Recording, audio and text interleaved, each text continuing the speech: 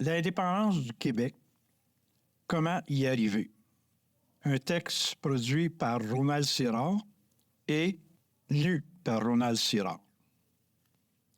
Chapitre 1.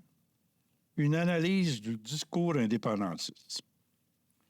Il nous semble impératif, après plus de 50 ans de cheminement politique, sans que nous ayons atteint notre objectif, de se questionner sur le bien-fondé du cheminement suivi jusqu'à maintenant pour atteindre l'objectif. Il nous semble particulièrement évident que la démarche pour atteindre l'objectif n'a pas été efficace. Cette révision se fait sur la base d'une longue réflexion politique qui s'est amorcée au début des années 60 et sur une action politique qui s'est surtout vécue au cours des 10 dernières années. Cette réflexion s'appuie aussi sur notre expérience professionnelle comme avocat, spécialiste en organisation du travail et enseignant en droit et en relations industrielles. Par ailleurs, au cours de notre vie, de nombreux séjours dans plusieurs pays nous ont permis de comparer la situation québécoise à la situation vécue dans d'autres pays. Notre dernier voyage en Nouvelle-Zélande a été, à cet égard, notre chemin de Damas.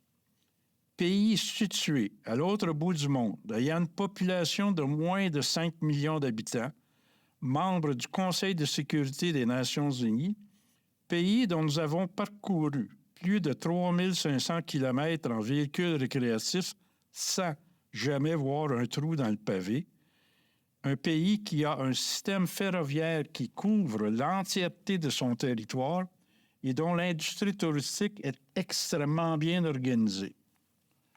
La comparaison avec le Québec, pays dominé par une autre nation, s'est avérée très révélatrice de ce que notre enfermement dans le Canada nous coûte. Si ce petit pays, situé à l'extrême sud de la planète, loin de tous les grands ensembles économiques, réussit à se tirer si bien d'affaires, pourquoi ne pourrions-nous pas faire de même? Pourquoi n'avons-nous pas réussi jusqu'à maintenant à convaincre nos concitoyens de la nécessité de l'indépendance? Il nous a semblé évident que l'indépendance est une situation souhaitable, qu'il n'est pas nécessaire de prouver cette évidence. Est-ce possible que depuis toujours, nous n'avons pas vendu le bon produit? Nous croyons que l'atteinte de l'objectif de l'indépendance est liée à un changement de discours. Si, jusqu'à maintenant, notre message n'a pas été compris, c'est qu'il n'est pas clair ou qu'il ne vise pas les bonnes cibles. Nous vous proposons de réfléchir avec nous sur une question fondamentale qui, croyons-nous, s'impose à nous actuellement. Pourquoi n'avons-nous pas jusqu'à maintenant réussi à atteindre cet objectif? Bien évidemment, pour répondre à cette question, il faut remettre en question l'ensemble de la démarche suivie jusqu'à maintenant. Dans cette réflexion, il ne faut rien laisser de côté. Rien dans la définition de la démarche à proposer ne doit présumer que ce qui a été fait jusqu'à maintenant était la chose qu'il fallait faire. Revoir l'argumentaire. Quel message voulons-nous passer? Il est important de bien identifier quelles idées l'on veut promouvoir, quels faits on veut établir, quelles informations on veut transmettre, enfin, quel est le message qu'on veut diffuser. Il faut pour cela bien définir ce qu'on veut démontrer. On peut utiliser pour notre compréhension le débat juridique comme exemple pour illustrer les paramètres liés à un débat sur un sujet. En droit, devant un tribunal, il y a une question initiale qui est fondamentale dans l'encadrement de ce débat. Il s'agit du fardeau de la preuve. On sait, par exemple, qu'en matière criminelle, la couronne doit prouver hors de tout doute raisonnable la culpabilité de l'accusé. Un lourd fardeau qui s'impose notamment à cause des conséquences pour le prévenu d'une condamnation. Dans les débats juridiques de nature civile, celui qui a à démontrer quelque chose au juge, la partie qui a le fardeau de la preuve, doit prouver de façon prépondérante que sa position soit la plus vraisemblable, celle qui est la mieux soutenue par des arguments convaincants. La question de l'indépendance du Québec est aussi une question de nature juridique puisqu'elle a des conséquences juridiques évidentes. Mais c'est avant tout un débat politique. Généralement, dans les débats politiques, les partis sont considérés comme ayant le même fardeau de démontrer que leur position est la meilleure. Dans le débat sur l'indépendance du Québec, la question du fardeau de la preuve n'a fait que très peu l'objet de débat. Dès sa naissance, le mouvement politique portant ce projet a accepté le fardeau de démontrer le bien fondé de sa proposition de rendre le Québec indépendant. On a alors accepté, sans vraiment aucune discussion, le principe que c'était aux indépendantistes, que les adversaires de l'indépendance appelaient des séparatistes, de démontrer qu'être indépendant était une bonne chose. On a accepté et on accepte encore de porter ce fardeau. Cette acceptation, sans discussion, était basée sur le principe que, parce que c'était nous, les séparatistes, qui voulions changer la situation de fait qui existait, c'était à nous de prouver que ce changement était nécessaire ou au moins bénéfique. On nous a imposé le fardeau de prouver que le Québec bénéficierait du changement qui était proposé et que ce changement aurait un effet positif sur la situation du Québec, que dans le fond, l'indépendance était une bonne chose pour le Québec. Tous les juristes vous confirmeront l'importance dans un débat juridique d'avoir ou de ne pas avoir le fardeau de la preuve. Depuis toujours, les partisans de notre maintien dans le Canada nous ont fait porter le fardeau de prouver que l'indépendance était souhaitable et nécessaire. Depuis toujours, nous, les indépendantistes, avons, sans discussion, accepté de porter ce fardeau. Il faut, dorénavant, refuser de porter ce fardeau. Il faut le remettre sur les épaules de nos adversaires. Voici pourquoi. En droit, le fardeau de la preuve repose habituellement sur la partie qui veut argumenter que la règle générale ne s'applique pas. Il doit démontrer que dans la situation envisagée, que dans ce cas, la règle ne s'applique pas. Il s'agit d'un lourd fardeau, car, en droit, il y a une présomption en faveur des règles. La règle s'applique à moins de démontrer que dans la situation particulière envisagée, elle ne s'applique pas. Il faut donc, cependant, au premier abord, se demander de quelle règle on parle. Quelle règle s'applique à la situation en jeu? Nous considérons que la règle utilisée jusqu'à maintenant n'est pas la règle qui doit s'appliquer. En effet, il est universellement reconnu que les peuples, les nations, ont en soi le droit à l'autodétermination. Ce principe, cette règle, sont universellement reconnus. La supposée Confédération canadienne nie cette règle. Elle contient dans son essence même la négation de ce principe pour le peuple québécois. La Constitution canadienne impose la dépendance de la nation québécoise à la nation canadienne. L'indépendance, c'est la normalité. C'est donc à ceux qui prônent le maintien de la nation québécoise dans une situation anormale de démontrer la nécessité pour la nation québécoise, contrairement aux autres nations, de rester dans une situation où elle ne s'autodétermine pas. Pourquoi la règle générale donnant une valeur intrinsèque à l'indépendance ne s'applique-t-elle pas à la nation québécoise?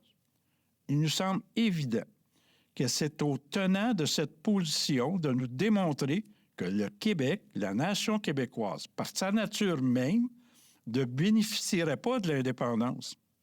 Voilà sur quoi le véritable débat devrait porter. Nous pensons que la position de base de nos adversaires est une position fondamentalement insoutenable. Cette position est soutenue par nos adversaires dans l'unique but d'affaiblir notre argumentaire. Depuis le début du combat, dans les années 60, les indépendantistes n'ont jamais remis en cause cette position juridique, que nous croyons éminemment contestable et qui nous met dans une situation de faiblesse argumentaire.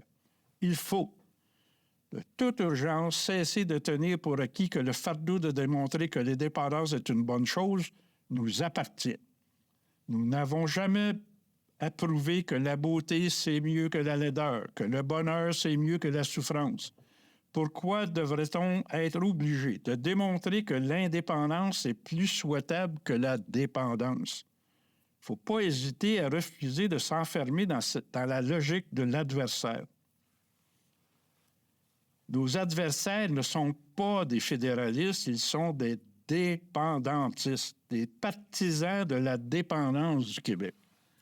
Accepter de nommer nos adversaires des fédéralistes, c'est accepter de véhiculer le message erroné que l'adhésion de la nation québécoise à la Constitution canadienne, tant celle de 1867 que celle de 1982, n'a pas été le résultat d'un geste volontaire de la nation québécoise. C'est une grave erreur stratégique de nommer nos adversaires des fédéralistes. Nous pensons que cela ne sera pas difficile de changer notre vocabulaire et de les appeler des partisans de la dépendance du Québec. Il faut leur demander pourquoi, pour eux, il est avantageux pour la nation québécoise d'être privée de la gestion de ses relations internationales ou de son armée. Pourquoi est-il avantageux pour la nation québécoise de se départir de 80 milliards de dollars par année en le donnant à une autre nation qui peut dépenser cet argent en faisant compétition au gouvernement du Québec dans ses juridictions? Pourquoi sont-ils des partisans de la dépendance du Québec? Pourquoi sont-ils des dépendantistes? Le fédéralisme n'existe pas au Canada. Ce qui existe, c'est un système politique qui a enchâssé dans une constitution la domination de la nation québécoise par la nation canadienne. Les supposés fédéralistes ne sont pas des gens qui favorisent le regroupement d'entités libres, volontaires et indépendantes. Non, ce sont des gens qui veulent maintenir la dépendance de la nation québécoise à la nation canadienne. Ce sont clairement des dépendantistes. Quand tout le monde utilisera le mot juste pour désigner ces personnes, la situation décrite prendra alors toute sa réalité. Cette nouvelle façon de voir les choses permet d'analyser la situation avec une vision beaucoup plus claire de cette situation. Québécois et fédéraliste, est-ce possible? En traduisant le mot fédéraliste par son véritable sens, partisan de la dépendance, on arrive à voir la situation très clairement. En vertu de quelle logique politique un Québécois peut-il se définir comme fédéraliste? Avant de répondre à cette question, il faut d'abord bien comprendre le sens de cette question. Nous demandons si c'est possible pour un Québécois d'être fédéraliste. La question présuppose que la personne qui s'affirme fédéraliste se définit comme étant québécoise. Il faut comprendre que la plupart des Québécois qui se disent fédéralistes se disent Canadiens et Québécois. Ils s'identifient donc comme appartenant à deux nations. Ils sont, selon eux, Canadiens et Québécois. Mais est-ce que cette dualité nationale peut permettre de justifier d'être fédéraliste? La seule façon de justifier cette position politique, lorsqu'on se prétend binational, c'est de considérer qu'être Canadien justifie que la nation québécoise ait moins de pouvoir, moins de droits que la nation canadienne. Si on se définit comme Canadien, c'est qu'on accepte que le Canada soit notre pays et que ce pays soit un pays comme les autres pays de la planète, avec l'ensemble des pouvoirs d'un État-nation. Si on se définit comme Québécois dans le Canada, c'est qu'on accepte que le Québec ne soit pas une nation comme les autres, que ce soit une nation qui n'a pas l'ensemble des pouvoirs d'un État-nation, que cette nation soit limitée dans la gestion de son développement et ses relations avec les autres nations. À partir de cette réflexion, on en vient à la conclusion qu'on ne peut être Québécois-Canadien qu'en acceptant le statut de nation subordonnée pour le Québec. D'où la question, comment peut-on être Québécois et fédéraliste? La seule réponse à cette question, c'est qu'être fédéraliste et québécois, c'est faire la promotion de l'idée que la nation québécoise est une nation inférieure à la nation canadienne, que la nation québécoise a intérêt à être maintenue dans la dépendance et sous la tutelle de la nation canadienne. C'est une affirmation du fait que la nation québécoise n'est pas en mesure de s'autodéterminer, qu'il est dans l'intérêt de la nation québécoise de confier à la nation canadienne la moitié de sa capacité fiscale, la gestion de ses relations internationales, de son armée et de l'immigration. Il nous semble donc que pour être fédéraliste et québécois, il faut faire la promotion de la dépendance de la nation québécoise à la nation canadienne. Il faut être convaincu que c'est une bonne chose pour la nation québécoise de ne pas être indépendante et que c'est beaucoup plus favorable à notre développement de se soumettre à la volonté d'une autre nation, la nation canadienne, qui, dans leur pensée, est finalement considérée comme supérieure en droit et en qualité intrinsèque supérieure à la nation québécoise. Ce qui est recherché par les indépendantistes, c'est l'émancipation de la nation québécoise. C'est pas que la nation québécoise devienne, comme la nation canadienne, une nation qui en domine une autre en inscrivant dans sa constitution des règles faisant en sorte que cette autre nation ne puisse pas s'autodéterminer et s'émanciper. Dire que les indépendantistes sont racistes parce qu'ils dénoncent ceux qui leur refusent leur émancipation, c'est dire que Martin Luther King ou que Nelson Mandela étaient des racistes. Il y a profondément dans le discours des dépendantistes qui se qualifient de libéraux ou de sociodémocrates ou de conservateurs une pensée profonde du mépris raciste. Il laisse entendre que si la nation québécoise s'émancipait et qu'elle avait accès à l'autodétermination, à l'indépendance, ce serait une catastrophe, ce serait un désastre. On nous laisse entendre que faire la promotion de l'émancipation de notre nation, c'est faire la promotion de la division et du rejet de l'autre. On ne veut pas devenir indépendant pour pouvoir rejeter l'autre, mais pour cesser d'être rejeté, pour cesser d'être considéré comme une sous-nation, comme un peuple incapable de se gouverner. On veut l'indépendance pour obtenir la reconnaissance du fait que la nation québécoise, qu'un Québécois a les mêmes droits que tout autre membre de toute autre nation sur la planète. Il n'y a aucun motif qui justifie de nous refuser cela, sinon de penser que la nation québécoise est affublée d'une tare congénitale qui justifie son maintien dans la dépendance.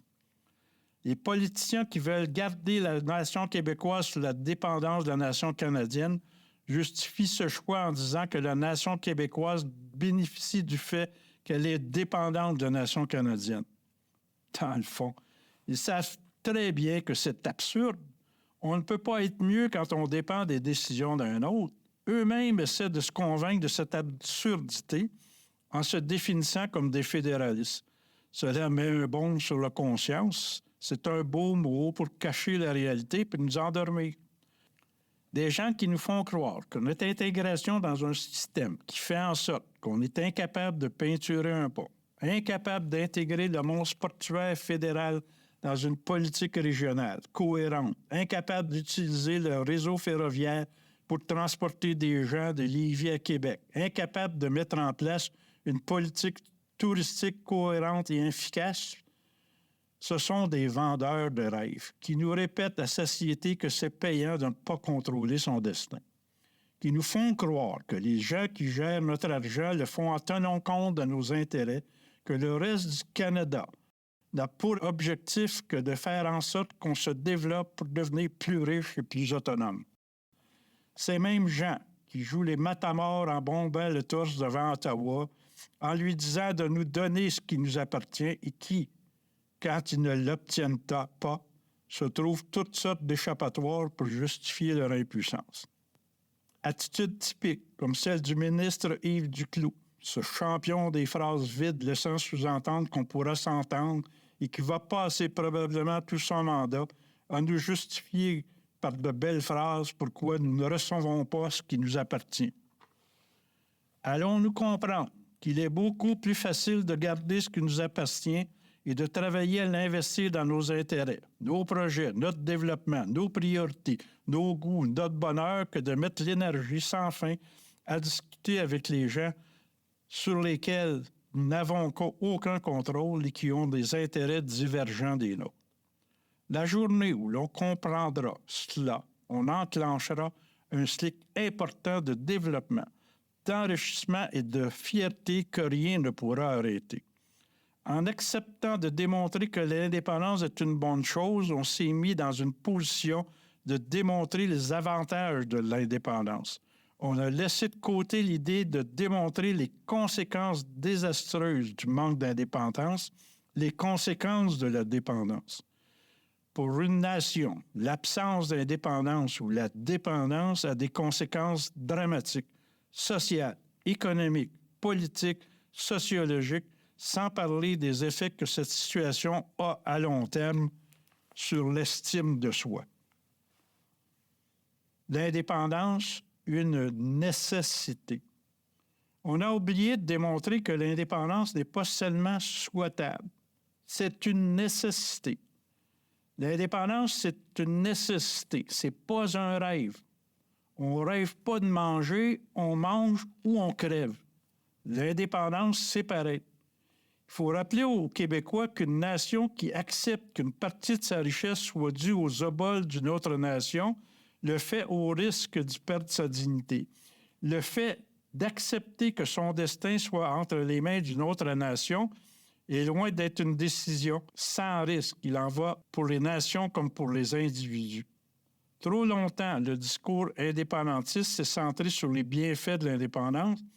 Cette approche va dans le sens de l'argumentaire des dépendantistes qui rétorquent que oui, l'indépendance, c'est une bonne chose, mais le fédéralisme, c'est mieux. C'est plus inclusif, plus enrichissant. Cette attitude est fondamentalement présente dans le parcours des deux référendums. Nous reviendrons plus loin sur cette question. L'indépendance, bonne pour le Canada, mais pas pour le Québec. Le renversement du fardeau de la preuve en regard de l'indépendance fait ressurgir une autre question.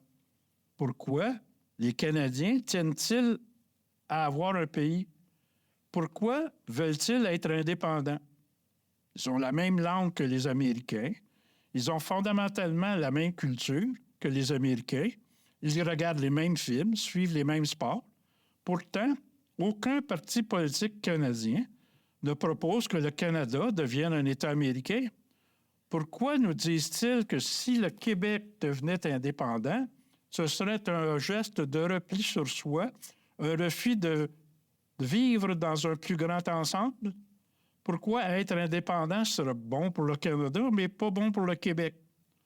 Nous n'avons pas la même langue que le reste du pays, pas la même culture, pas la même histoire, mais cela ne justifie pas de se replier sur soi et de refuser d'être un citoyen d'un plus grand ensemble, qu'ils nous disent. Pourquoi les politiciens canadiens ne livrent-ils pas au reste du Canada le même discours qu'ils nous tiennent? Pourquoi Justin Trudeau ne dit-il pas aux Canadiens « Il faut faire comme les Québécois, nier notre différence culturelle pour se joindre à un plus grand ensemble économique. » C'est cela, faire preuve d'ouverture. Il ne faut pas être séparatiste, il faut se joindre à un plus grand ensemble. Vive le Canada dans des États-Unis unis. C'est drôle, c'est donc le discours un peu hypocrite. Pour que les gens adhèrent à l'idée, il faut démontrer et mettre en évidence toutes les incohérences, les aberrations dans lesquelles notre situation d'État dépendant nous enferme. Le contraire de l'indépendance, c'est la dépendance, pas le fédéralisme. Le vrai fédéralisme ne crée pas de dépendance. Le vrai fédéralisme présuppose l'indépendance. Imaginez François Legault devant les 207 nations qui composent les Nations unies. Adresser le discours qu'il nous tient. Peuple de la Terre, l'indépendance est une catastrophe financière et économique. Il faut de toute urgence y renoncer pour assurer la richesse de votre population. En restant dépendant d'un autre pays, on va finir par être aussi riche que les gens de ce pays. Je vois les représentants de ces nations se lever pour l'applaudir. Vive la dépendance! Cédons nos pouvoirs à notre voisin. Faut-il en dire plus? Comment avons-nous pu nous faire emplir de la sorte? Comment en sommes-nous venus à élire à la tête de notre nation des gens qui nous prêchent de telles sornettes? La nation québécoise serait la seule nation sur la planète pour laquelle gérer ses propres affaires amènerait à la catastrophe. Il faut vraiment nous mépriser pour penser de la sorte. le oui et l'indépendance. Depuis quelques années, on a aussi associé l'indépendance au concept de souveraineté et le concept d'accès à l'indépendance au mot oui. Cette façon de voir les choses découle en partie du lien entre l'indépendance et la tenue d'un référendum sur l'indépendance, ce qui explique le oui. Aussi étonnant que cela puisse paraître, je suis convaincu que l'association du mot « oui » au référendum fait en sorte que l'évocation de ce mot est paradoxalement devenue négative. En effet, si le mot « oui » est associé à référendum, on associe aussi référendum à défaite. En agissant de la sorte, nous rendons plus difficile la diffusion de notre message et l'adhésion à l'indépendance. Ce dont on veut convaincre nos citoyens, ce n'est pas de voter oui, mais de faire ce qu'il faut pour devenir indépendant, de faire ce qu'il faut pour se sortir de la dépendance. Pourquoi suivre un chemin rationnel tortueux pour livrer notre message qui est beaucoup plus simple que cela? Pour notre part, nous en sommes arrivés à la conclusion que cette terminologie est une terminologie qui doit être mise de côté parce qu'elle ne sert pas notre discours. Associer le mot « oui » à l'accès à l'indépendance, c'est confirmer que l'accès à l'indépendance est lié à une réponse positive à une question qui, de toute évidence, serait posée à la population lors d'un référendum. Associer le mot « oui » à l'accès à l'indépendance, c'est confirmer que l'accès à l'indépendance est lié à une réponse positive à une question qui, de toute évidence, serait posée à la population lors d'un référendum. On vous exposera plus loin notre position sur le référendum. On ne voit pas pourquoi on devrait nécessairement passer notre promotion de l'indépendance à travers le fait d'amener les gens à dire oui à une question. Si jamais on est enchaîné au processus d'organiser absolument un référendum, il sera alors opportun de faire de la publicité sur le oui. Actuellement, il n'y a pas de référendum en marche. Il n'y a qu'une possibilité qu'il y ait un référendum. Il n'y a donc aucun avantage ni nécessité d'inviter les citoyens à adhérer à un oui à une question hypothétique, à un processus référendaire hypothétique. Il ne serait pas surprenant qu'un sondage sur ce sujet nous indique qu'il y a plus de partisans de l'indépendance dans la population que de gens qui sont pour le oui. Il faut inciter les gens à adhérer à l'idée que l'indépendance est nécessaire. Il ne faut pas perdre notre temps à amener les gens à répondre positivement à une question. On laisse alors supposer que l'accès à notre autodétermination, à notre indépendance, passe par un chemin unique, incontournable, ce qui nous semble ni nécessaire ni opportun. Il semble que le seul avantage de promettre un référendum, c'est de donner à un parti politique qui le fait une chance d'avoir plus de votes à la prochaine élection. N'assistons-nous pas encore une fois à la mise de côté de l'objectif d'indépendance en faveur de l'objectif électoral? L'indépendance est nécessaire. La dépendance est mortelle. Quand notre vie est en jeu, ce n'est pas le temps de s'enfarger dans les fleurs du tapis. Si on est en train de se noyer, on ne se demande pas si on aime la couleur du bateau qui vient à notre secours. Quand notre vie est en danger, on prend le moyen le plus facilement disponible pour sauver notre peau. Lier l'indépendance et référendum embrouille le débat de façon inutile. Cela laisse sous-entendre que le référendum est inévitable. Il n'y a aucun intérêt à enfermer les partisans de l'indépendance dans un processus prédéterminé dont l'efficacité stratégique est loin d'être démontrée. En faisant ça, on ne simplifie pas les choses. On ouvre un débat sur le contenu de la question, sur le moment de le faire et sur les règles de la réalisation.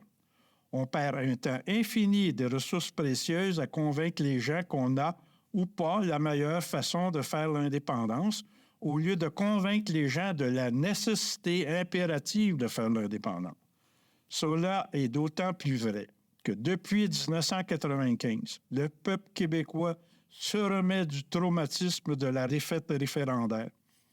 Chaque fois qu'on associe maintenant l'indépendance à un oui, on tourne le fer dans la plaie.